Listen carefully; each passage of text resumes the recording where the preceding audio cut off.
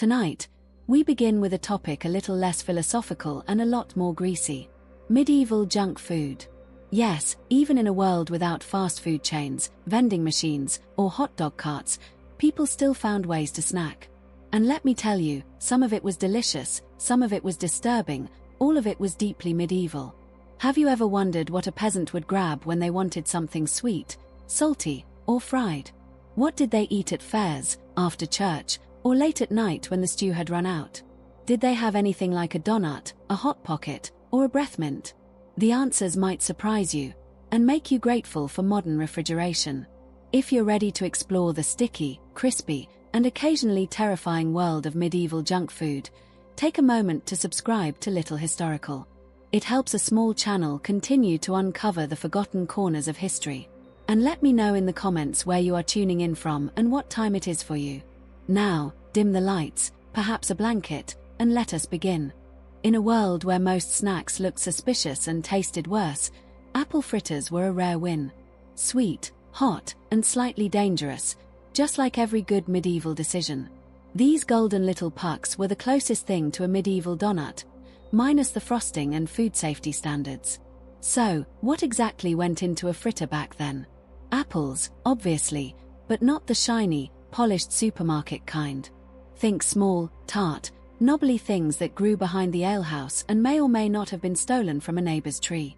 They were chopped up, tossed in a rough batter of flour, eggs, and sometimes ale, because water was always a gamble, and ale made everything feel slightly more cheerful. Then came the fry. Deep frying in the 1300s was a special kind of drama. The oil, usually pig fat, was reused until it could probably vote. It added flavor, which is a generous word for it, but the result was something hot, crispy, and oddly addictive. A fritter fresh out of the pan was a little piece of joy. Crispy edges, soft center, and a faint risk of third-degree burns. If you were lucky and rich, it might be dusted with imported sugar, a luxury that doubled as a social flex. For everyone else, a drizzle of honey or spiced syrup did the trick. Either way, it was sweet enough to distract you from the rest of your diet, which mostly involved cabbage pretending to be other things. Fritters were street food. You would grab one at a fair, after church, or on market days when you needed a treat and didn't mind grease on your tunic. Kids loved them. Adults loved them. Birds tried to steal them. They were fun, fast, and just indulgent enough to make you forget about the pickled turnips waiting at home. And yes, sometimes they were overcooked, or the apples were more sour than sweet, or the batter was suspiciously chewy. But when they were good, they were really good. One bite in, and suddenly you understood why people put up with medieval life. There is something quietly intimate about biting into a hot fritter. The steam that escapes, the way the honey lingers on your lips, the small thrill of eating something forbidden. Because even in a world of scarcity, indulgence had its price. You might share a fritter with a lover, or trade one for a secret. The greasy sweetness could buy loyalty or silence, depending on who was watching. But mostly, it was just a moment of pure, uncomplicated pleasure in a life full of mud and toil. And as the fritter disappeared, you already looked forward to the next one. But not everyone craved sweetness. Some preferred something saltier, something that squeaked when you bit it. And that brings us to cheese curds, the medieval popcorn that never asked for your approval. But not everyone craved sweetness. Some preferred something saltier, something that squeaked when you bit it. And that brings us to cheese curds, the medieval popcorn that never asked for your approval. If apple fritters were the medieval version of a donut, then cheese curds were, well, sort of the medieval popcorn. Bite-sized, slightly squeaky, and wildly inconsistent. They weren't flashy. They didn't melt. They didn't stretch. In fact, they barely did anything at all. And that's what made them perfect. Let's be clear. Medieval cheese wasn't aiming for Instagram glory. It was made fast, eaten faster, and expected to survive long journeys, questionable storage, and the occasional goat stepping on it. Cheese curds were essentially baby cheese.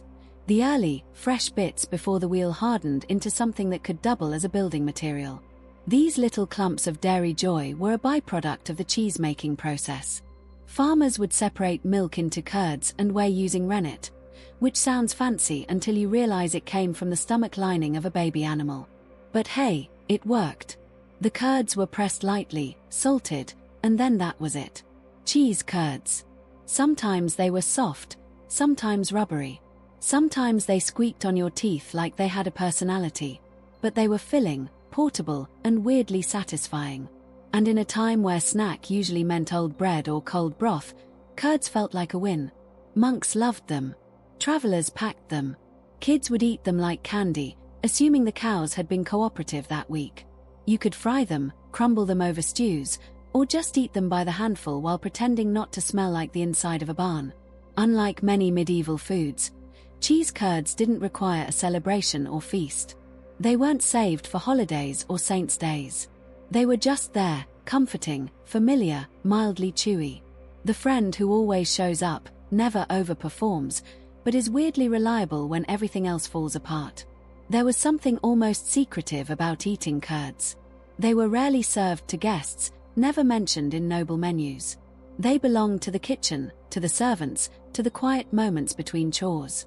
A woman might press a handful into her lover's palm, warm from the vat, still damp. A child might steal a curd from the draining cloth and hide behind the stable to savor it. The squeak against the teeth was a private sound, shared only with the one who chewed. And because curds didn't keep well, they had to be eaten quickly, within a day or two, making them a fleeting pleasure, a reminder that even in a world of scarcity, there were small, perishable joys. Did they sometimes taste a little off? Sure, freshness was a spectrum in the Middle Ages. But with enough salt and enthusiasm, most people didn't complain. Besides, in a world without refrigeration, your standards naturally adjust. So no, cheese curds weren't glamorous, but they were simple, hearty, and just indulgent enough to count as a treat. In a pinch, they were also excellent for bribing cats and small children.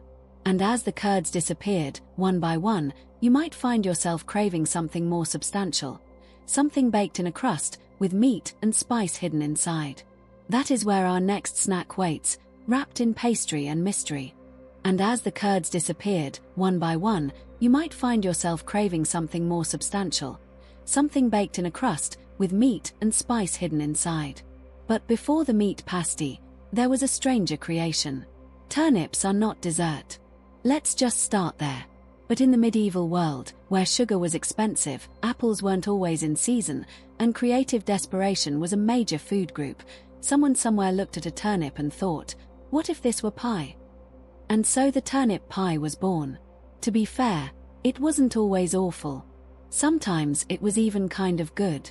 Think mashed turnips, hopefully tender, blended with a bit of egg, maybe some honey or dried fruit if the cook was feeling generous, then baked inside a sturdy crust made of flour, water, and ambition. The result? Surprisingly edible. At best, it was warm, a little sweet, and had that vaguely comforting root vegetable meats pudding vibe. At worst, it tasted like someone had mistaken livestock feed for a baking ingredient and just rolled with it. But in a world where every meal was a gamble, turnip pie was a quiet compromise between hunger and hope. Turnip pies were popular for two main reasons. Turnips were cheap, and pie crust could hide a multitude of sins. Whether the turnips were overripe, undercooked, or suspiciously bitter, once you baked them into a pie and added a drizzle of honey, it became peasant cuisine with aspirations. Was it cheesecake? No, but it tried. And in medieval Europe, trying counted for a lot. You would find these pies at fairs, feast tables, and in particularly enthusiastic monasteries where the monks had a little too much time and a lot of extra root vegetables. Some recipes added spices, nutmeg if the abbey was rich, pepper if the cook was chaotic. Occasionally, raisins made an appearance, which only confused people further. There was something almost intimate about a turnip pie. It was humble food, not meant for show, but for sharing. A family might gather around a single pie, breaking the crust with their hands, the steam rising between them. The taste was earthy, plain, but warm, like a secret whispered across a wooden table. Sometimes a cook would add a hidden layer of cheese or a smear of honey on the bottom crust. A small act of tenderness that no one would mention but everyone would remember. These pies were not for courting or seduction, but for survival, and survival, too, has its own quiet sensuality. The press of fingers into soft pastry, the sigh of contentment after a long day, the unspoken understanding that someone cared enough to make something sweet out of something humble. Nobles didn't eat turnip pie unless they were slumming it for fun or pretending to relate to the common folk for political reasons. But for everyone else, it was dessert. Sort of. More like an afterthought with pastry. And yet, despite its questionable logic, the turnip pie endured. People liked it, or at least they didn't dislike it enough to stop making it. It was cheap, filling, and mildly sweet, which, for medieval food, made it basically revolutionary. But soon, we leave the turnip behind for something far more satisfying, the meat pasty. A handheld pie that didn't apologize for its filling. And that, dear listener, is where the real indulgence begins. But soon, we leave the turnip behind for something far more satisfying, the meat pasty. A handheld pie that didn't apologize for its filling. And that, dear listener, is where the real indulgence begins. If the medieval world had a comfort food MVP, it was the meat pasty. A handheld pie stuffed with seasoned meat, tucked into a folded crust, and baked until it was golden brown or slightly scorched. Basically, a medieval hot pocket, minus the microwave and plus a genuine sense of danger. The beauty of the pasty was its portability. You could eat it on the road, in the fields, or while watching a public execution, whatever the day demanded. Wrapped in a thick pastry crust, it stayed warm for a while and protected the contents from dirt, rats, and the occasional peasant sneeze. But let's talk about that filling. Meat in this case was a flexible term. If you lived near a manor or a hunting estate, you might get pork, mutton, or venison, actual recognizable meat. If not, well, options expanded dramatically. Rabbit, pigeon, eel, hedgehog. Anything that once had legs or slithered could be diced, seasoned, and hidden inside pastry with plausible deniability. Spices were often used to enhance flavor, or, more realistically, to distract you from it. Pepper, sage, and garlic helped, but they couldn't completely hide the fact that the meat had been resting for a few days longer than it should have. Still, in a time when refrigeration was a fantasy and lunch was often just bread and onions, a meaty pasty felt indulgent. There was something almost ritualistic about unwrapping a pasty. The crust, still warm, would crack open to release a puff of steam that carried the scent of old spices and seared fat.